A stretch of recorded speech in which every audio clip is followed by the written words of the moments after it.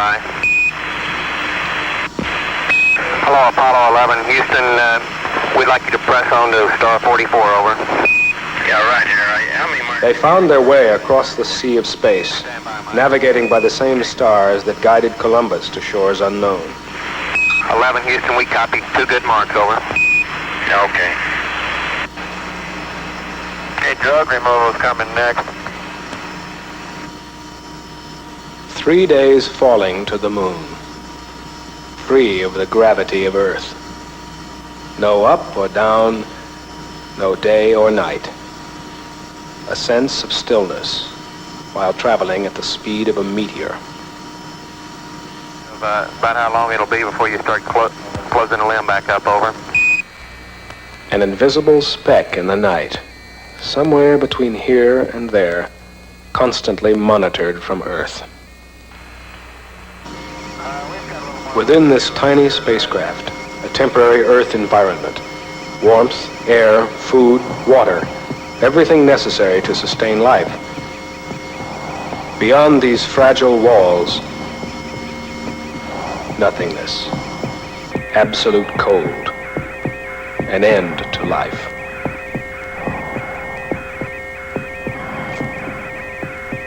The most important function of the spacecraft, life, was also monitored constantly through telemetry, the heartbeat and breathing of each astronaut.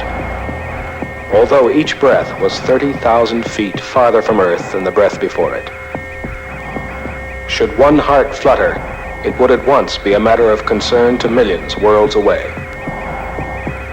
Unlike any other place man had traveled before, space could provide him with nothing. It is a vacuum, devoid of every element needed for life. To send man into this nothingness, to protect him, it was first necessary to define him. What is the human machine? How does it function?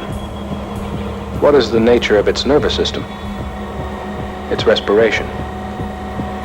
Its circulation? Digestion? Sight? Hearing? Balance? Its endurance?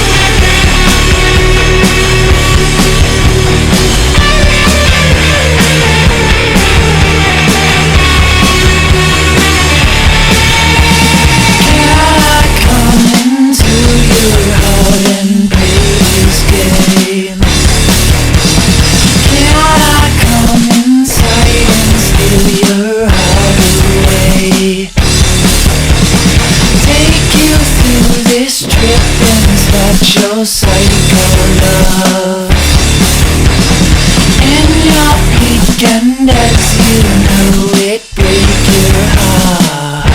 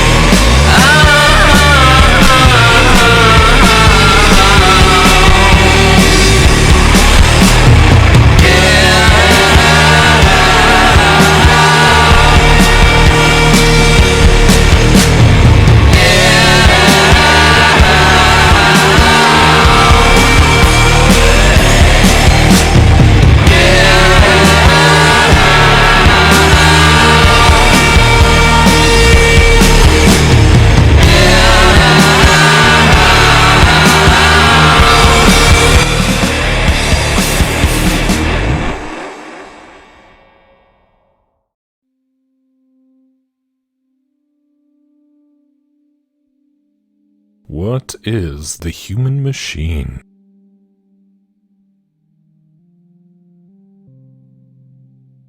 What are the boundaries of its limitations? Under what conditions can its perceptions be altered? Controlled. Manipulated.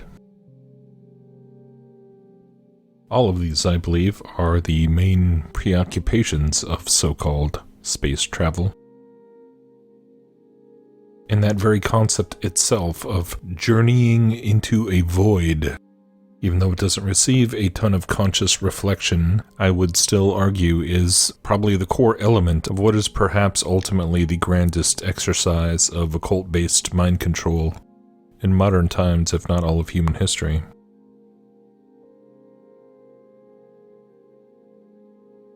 And it is pretty amazing when we see how mainstream these topics are becoming. Mind control, MK Ultra. People are becoming increasingly aware of things like crisis actors and programmed individuals, split personalities, all this stuff.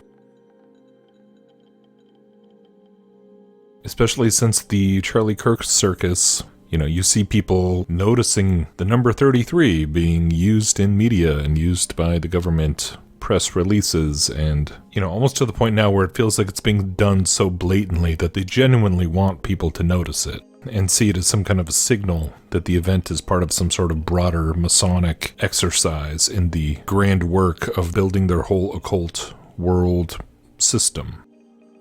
Thank you, Governor. This is what happens when you let good cops be cops. In 33 hours, we have made historic progress for Charlie. Tonight, dozens have been indicted in an alleged drug ring stretching from Kensington to Puerto Rico. The FBI revealed today that 33 people have now been charged, 30 taken... Yet it doesn't seem like when it comes to SpaceX and the Starship super heavy booster with 33 engines, it's just a coincidence that there's 33, right? It's crazy how that's kind of the one that most people don't want to note. You don't see a lot of people wanting to talk about that outside of, those of us who are crazy enough to think that all the space rocket footage is totally fake. Because we certainly pointed out, but it's amazing how the space psyop just kind of goes on in the background, more or less, at this point. And I was looking at this footage from SpaceX a few weeks ago and just marveling at how fake it looks, because some of it looks like it's straight out of a video game, but, they have camera angles where, the booster is dropping into the ocean and it explodes, and then the Starship later splashes down, both in the Indian Ocean, on the other side of the alleged globe, And it's just interesting to come back and look at some of this with a fresh eye. You take a break from it for a while and then just kind of pop back in to see what they've got going with the space fakery. And it's amazing because there's nobody out there in the ocean to see these things except for they have drones supposedly in the exact spot where both the booster and the Starship fall into the ocean.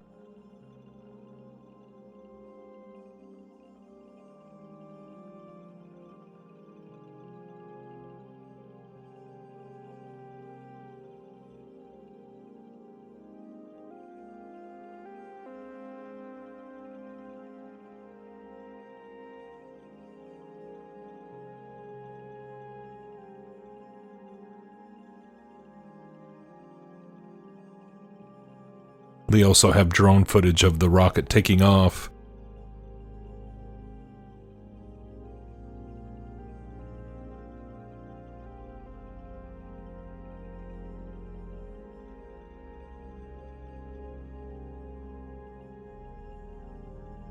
And it just perfectly pans. This is like one of the fakest things I'd seen in quite a while.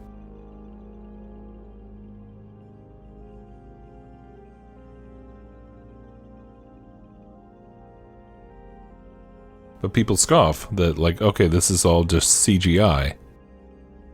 But speaking of space fakery and CGI, I've been looking into this whole 3-Eye Atlas charade that's been going on since July 1st. And I've, wasn't really paying attention at all until the last few days or so. And the vast majority of the reporting on it, if you even want to call it that, all of the PR for this thing is basically coming from one guy from Harvard named Avi Loeb.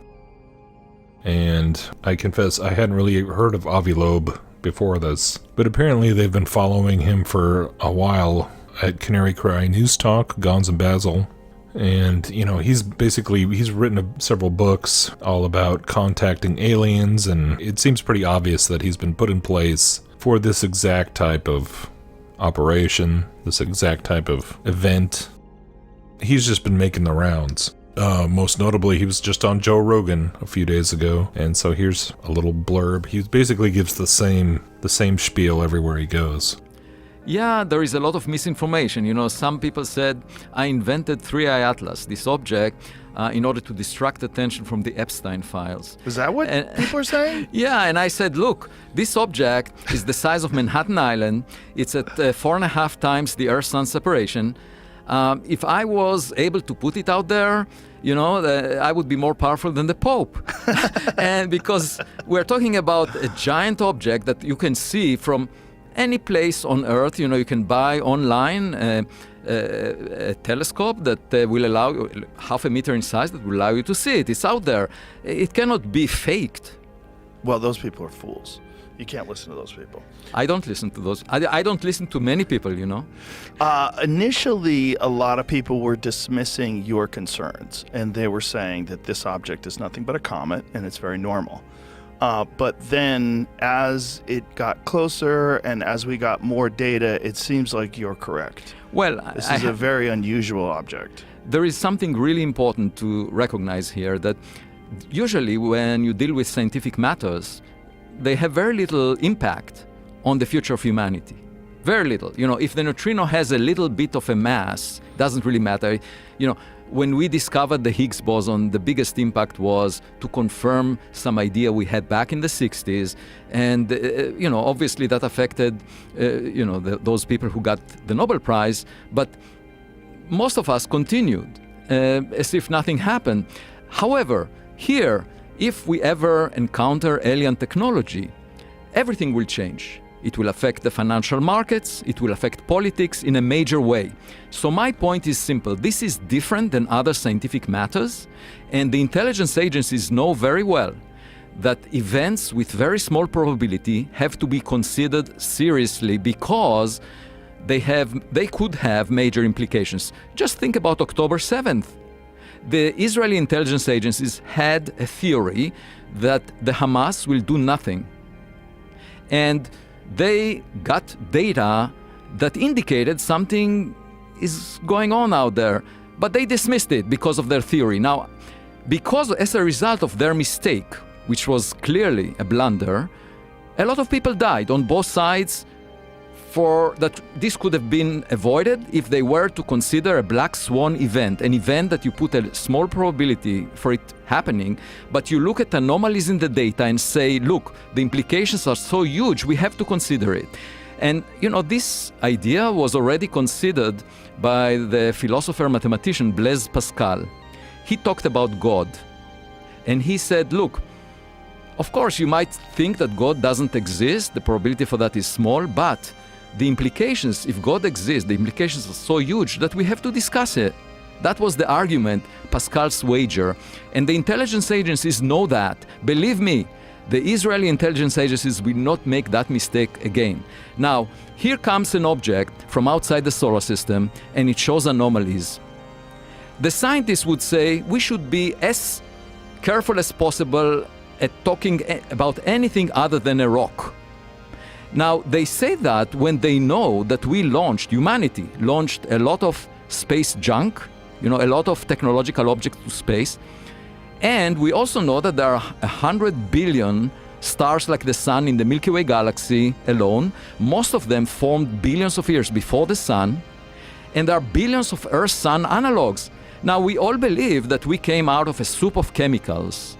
That's the scientific narrative of how human intelligence came on this Earth. And so it's quite likely that, we are not the first one. sorry to break the news, Elon Musk was probably not the most accomplished space entrepreneur since the Big Bang, 13.8 billion years ago. And therefore, we should consider the possibility that things like us existed long before us. But then part of the crazy thing in trying to even look into what is the official word on this whole thing is that there is so much AI slop now, you know, where people are using AI to just edit their whole video and compile all the info and narrate it, of course. And not only that, I mean, there's actual video of, oh yeah, here's Michio Kaku talking about the 3I Atlas comet, right? Scientists are completely freaking out right now because something is moving through our solar system that breaks every single rule of physics we thought we understood.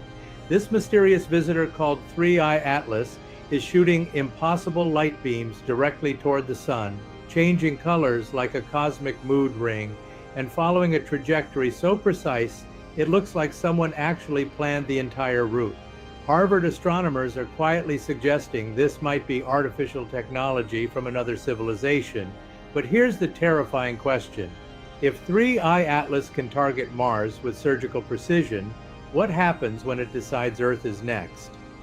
But of course that's not Michio Kaku, it's just AI clickbait. There's so much AI clickbait about the stupid 3I Atlas. But you have to admit that, like, if it wasn't for the voice, that would be pretty convincing footage. But 3 or 4 years ago, if you had showed this video footage to anybody and said that it was computer generated just by typing in a few prompts, you know, through software available on a consumer level, nobody would have even believed that was possible. But this is what's possible on the consumer level. So is the idea that they could fake rocket crashes and rocket launches using AI, it's ridiculous to even scoff at that idea, that any of this stuff could be fake. That's kind of what's amazing. Like, anything photorealistic, they can do. If we can do it, what do you think they've been able to do for decades at this point? But then, the crazy part is that with something like the stupid comet thing, I mean, on the one hand, it's so corny because there's all this alleged controversy of people demanding NASA to release the high-resolution photos from the Mars satellites or whatever. Or the Mars rover, but yeah, all we have is these super pixelated images that anybody could have created with Microsoft Paint back in like 1992, you know. The amount of quote-unquote photo evidence of anything to do with this this comet or this asteroid or whatever you want to call it is so pitifully, it's almost like it's more believable because it's low res, and I don't know, it's hard to even kind of get a grasp of like what percentage of the general public has any idea that this is even a thing, that this is even a narrative. I mean, I guess now a lot of people know about it if he was on Rogan, but he's been on Fox News and he's been talking this up since July. It sounds like it's going to keep going on through November and December and on into next year, so they're going to drag it out, but supposedly on November 11th is when it will come back into view from the ground. So it is a phenomenon that people can see through their home telescopes. And so right now they're hyping up all the questions about like what happened with it during the perihelion, which is when it came into the closest proximity to the sun and where it could use the gravitational, you know, field to do a course correction. Because what this Avi Loeb guy is hypothesizing is that it's potentially some kind of alien technology or some kind of craft, or a craft that kind of just looks like an asteroid. And you've had several people actually claim to have used remote viewing to go look at the object and then see a bunch of aliens inside. And I will just tell you that the data that we have on this current object is that it is an unnatural object. It's controlled by a specific type of being who are with that object, who are moving towards this area or location because there's something going on just outside of us that is, I would just say, sort of in contention with other groups. And to me, I don't really see it as something that will culminate in some big event or, you know, flying saucers on the White House lawn. I don't even really hold my breath in terms of that ever really happening. But the whole idea of just kind of feeding the imagination of the public And when you press any of these guys, I mean, they all believe in UAPs and UFOs and aliens. And so they're trying to get NASA to, because NASA's been suspiciously quiet and they're blaming it on the government shutdown as to why JPL and NASA aren't commenting on it right now. Conveniently enough, this is all going on during the government shutdown stuff. But of course, the reality is that, we don't have to wait for the aliens to arrive or send out a probe or whatever. You can talk to the aliens anytime. All right, I'll say good day to you, this day of your time.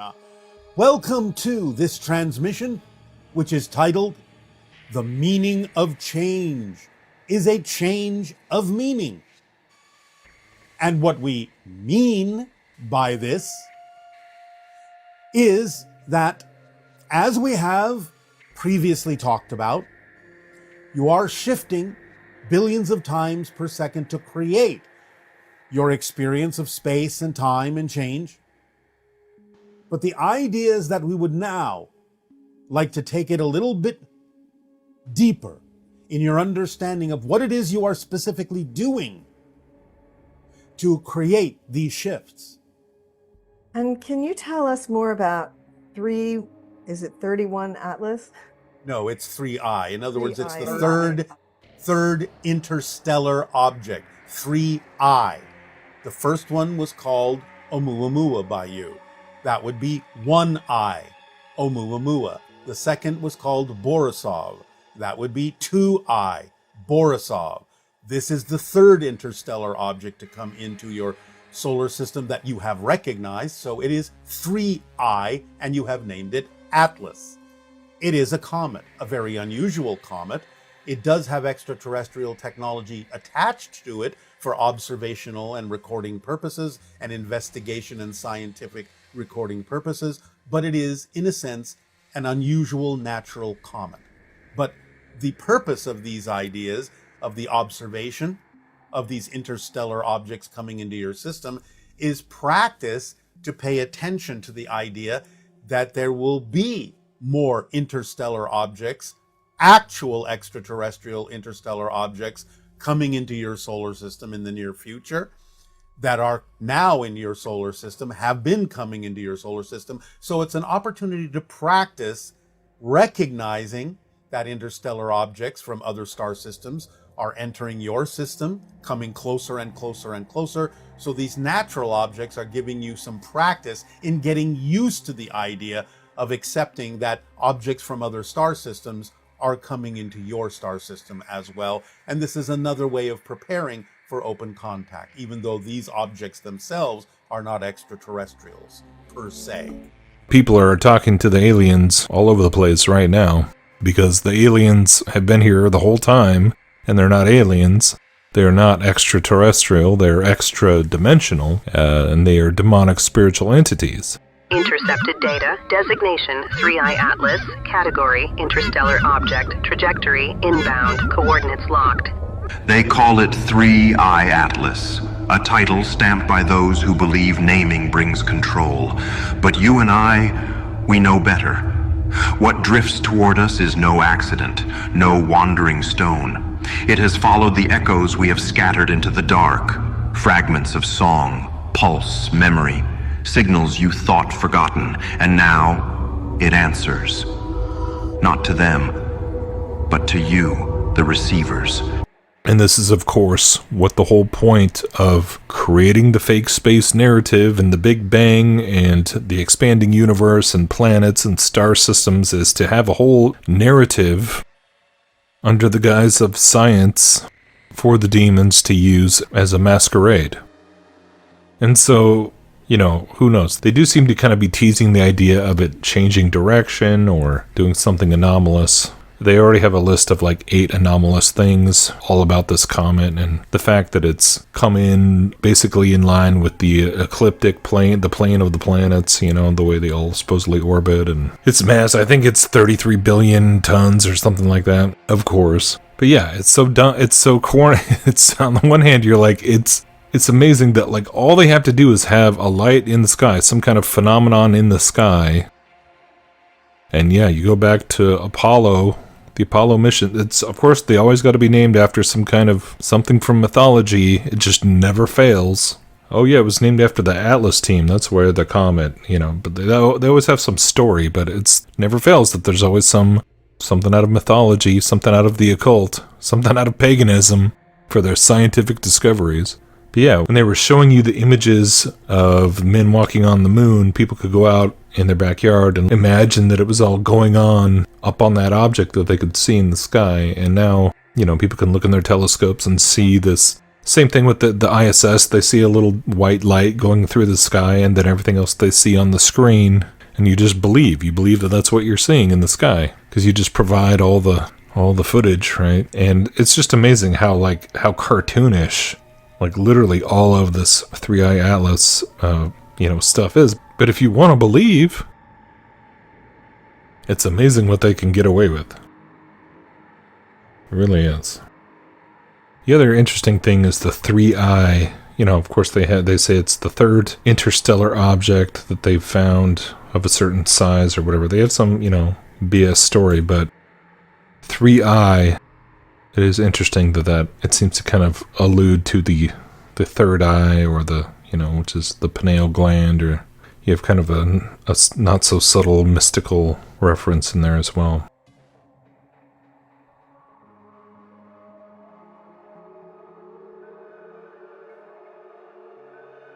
But if they do kind of try and use this as a way to kind of gradually validate some sort of extraterrestrial, at some point, either this will just fade out into nothing and it's just another grift. Because, NASA's putting out stupid stories like this all the time. This one just does seem to be different in the sense that they have this Avi Loeb guy as kind of the number one, evangelist for it. And the fact, when he went on Joe Rogan, that just seemed like, okay. That's pretty much the equivalent of going on 60 Minutes back in the day. If it's on Joe Rogan now, it's like the closest thing we have to mainstream propaganda at this point. So that's kind of why I was like, wait. It definitely is starting to feel like more than just one guy's little pet theory. He seems like a spook. I've been trying to dig up more background on him. He's Israeli, so for some people that's, say no more. But, Harvard, and he's been groomed for this moment, it seems like. But, speaking of the government shutdown, if things do continue to kind of unravel into some kind of civil unrest, or just political chaos, economic chaos, or whatever, it is interesting to think about, we've been speculating about this kind of thing for so long, about okay, if they're going to do a big time alien deception kind of event, wouldn't it make sense to do it in the middle of upheaval of some kind? Or we're on the brink of World War III, or we're on the brink of a collapse, or we're on the brink of civil war, whatever. And then the aliens can step in and be like, oh yeah, you need to take the brain chip. I don't know. They can come in, and our space brothers can speak sense into the politicians or something like that. So yeah, I'm keeping my eye on it now. Obviously, I don't believe that there is a comet on the other side of the sun, because I don't even believe any of that exists. I don't believe any of this stuff is real, but I believe the entities are real, and Satan is real, and obviously they've been sort of prepping the public to believe in extraterrestrials for many generations now. It's kind of one of the biggest psyops of our time. And I know a lot of people still have a hard time embracing the idea that the Earth is not even a globe, and that we're not moving or spinning, and how could all the pilots and stuff be in on it? And it's like, I admit that I'm sort of over even arguing about that with people, because you can just go round and round endlessly. But to know that these entities are real, but you don't want anything to do with them, and it's all part of a spiritual deception. So I guess I'm just asking people to at least consider, why would Harvard be having this dude? He's been on all the mainstream outlets, he's been on podcasts, he's all over the place. At the very least, they do want you to believe in aliens. The powers that be want you to believe in evolution, that everything is billions of years old, and maybe there won't even be a disclosure event in terms of, oh, here's the aliens and this is what they look like or anything, but maybe it will just be something as simple as we get a broadcast, we get information, and we get something that translates into technology, something that unlocks, the quantum computing. Like that's what this Avi Loeb guy kind of seems to keep alluding to, is like some kind of technological breakthrough or information dump or something. I don't know. He's super sus. That's all I know. In 33 hours. Project Atlas. Atlas? I've never heard of it. What's Atlas? Grace, don't say that word to anybody, ever. The name is simply that it refers to the third interstellar object from outside the solar system that is visiting us. And Atlas is a telescope 0.5 meter in diameter in Chile that discovered it on July 1st, 2025. Professor Krantz, it's Liam. I got a hit. You got a hit? Yeah. I'm going back to bed, and if you're lucky, I won't remember this in the morning. They asked me to wake up at 3 a.m. To speak with them, and I actually woke up at 2 a.m. There's a significant perturbation. Really? I've been running continual simulations, and there's something there that was not there 3 months ago. Well, a slight miscalculation could taint the results. Why don't you give me the data? I'll take a look. Yes, it's already uploaded to your server. So I was up, and then I noticed someone sent me an email and said, there is a new interstellar object. 3 months ago, through the Safeguard survey system that catalogs near-Earth objects, NASA astronomer Dr. Edward Acosta discovered an asteroid 7 kilometers wide out near Jupiter, large enough to cause an extinction-level event. Professor Loeb suspects that it might actually be alien technology scoping us out. And for those who like a side order of conspiracy theory with their servings of UFOs, he claims, Avi Loeb does, that NASA is keeping critical evidence about 3I Atlas away from public view. Project Atlas, Grace, it was a weapon wielded by America using my guidance system. So Katya was right. Atlas is a weapons program. Yes, except the weapon is an asteroid. What was found, and that's by multiple teams, there are 3 papers on that. We found nickel, a lot of nickel. I have new information. I can't wait. Initially, we thought Samsung was made of silicates, porous rock, but the collision sequence suggests it has an iron core, much denser than what we thought. The only place where we found before much more nickel than iron is in alloys that we produce industrially. For example, for aerospace applications. So maybe the skin of this object is industrially produced. None of your ideas will work because the asteroid has an iron core.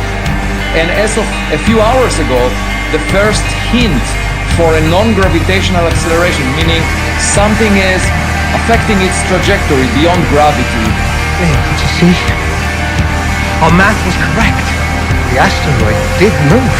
The trajectory hasn't changed. Exactly. Because it's a hummingbird.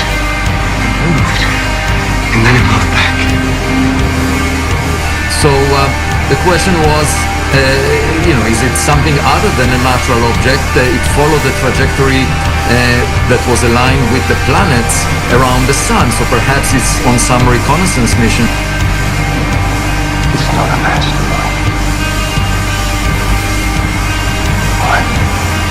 Perhaps for a reason, if it's a technological object, that's the best time for it to do a maneuver when it's closest to the sun, to take advantage of the sun's gravity. That's what we do with our own spacecraft.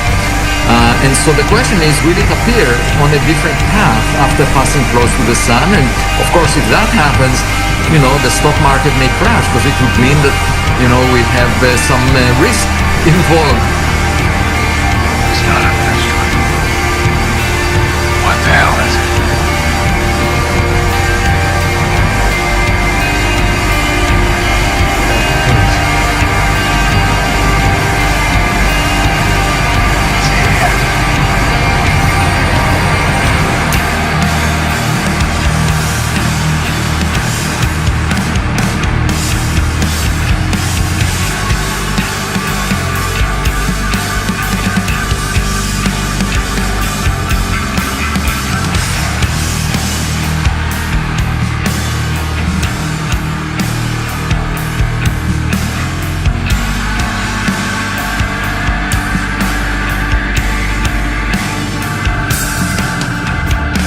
O Lord God of my salvation, I have cried day and night before thee.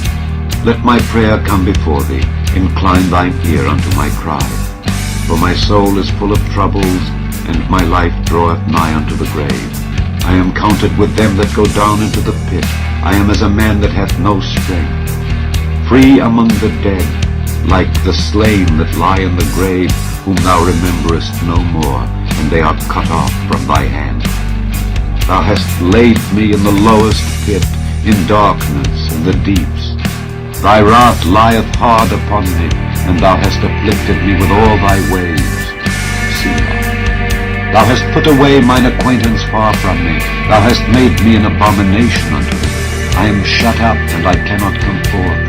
Mine eye mourneth by reason of affliction. Lord, I have called daily upon thee. I have stretched out my hands unto thee. Wilt thou show wonders to the dead?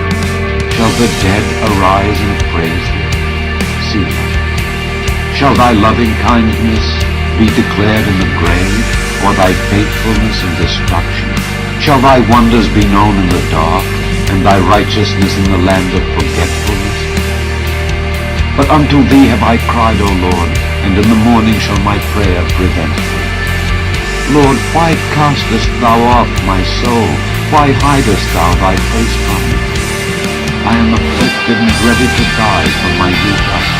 While I suffer thy terrors, I am distracted. Thy fierce wrath goeth over me, thy terrors have cut me off. They came round about me daily like water, they compassed me about together. Lover and friend hast thou put far from me, and mine acquaintance into darkness.